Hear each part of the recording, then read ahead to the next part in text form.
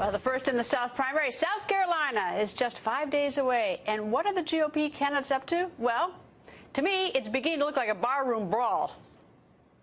I have never, ever met a person that lies more than Ted Cruz. He's an unstable person. I watch him, I see him, and I always say he's a good debater, but he can't talk.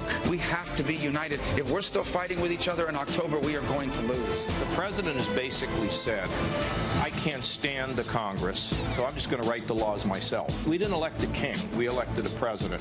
We have done it before, and if we stand together, we can do it again. We can bring back that last best hope for mankind, that shining city on a hill that is the United States of America.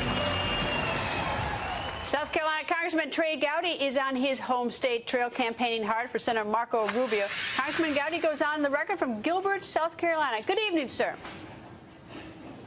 Good evening, Greta. How are you? I'm very well. Congressman, as you out on the campaign trail with Senator Marco Rubio, what question consistently gets asked of this senator there? Did you ask what questions the folks have of the senator? Yeah, what's the most common question South Carolinians are asking of candidate Marco Rubio? They ask about the debt. They ask about foreign policy. They ask about ISIS. They ask about social issues. We have done probably a half dozen town halls. The questions run the gamut, and there are very few questions about electability, Greta, but I think that's kind of the current that runs underneath. This is a Republican primary, so obviously you want to pick someone who can win in November, but everything from privatizing Social Security to NASA funding, the questions have run the gamut so far this weekend. We're only 5 days out from your primary. Do you run into people who are really undecided? Oh, sure, absolutely. You know, I have a colleague, frankly, Mick Mulvaney, who came to a town hall early this morning. Mick is undecided. He's a member of Congress, and he hasn't made up his mind. I think most folks have kind of whittled it down to 2 or 3, but I have been pleasantly surprised at the number of folks, particularly. Well, yesterday, Valentine's Day, we had 2,000 people in Pickens County, which is in the upstate, and a good number of them came up both to me and to Senator Scott afterwards and said it was between this candidate, and this answer helped me make up my mind. So, yeah, there's a good number of people who will be making up their mind between now and Saturday. Okay, what do you think of the debate the other night in your state, South Carolina? It's pretty wild at times.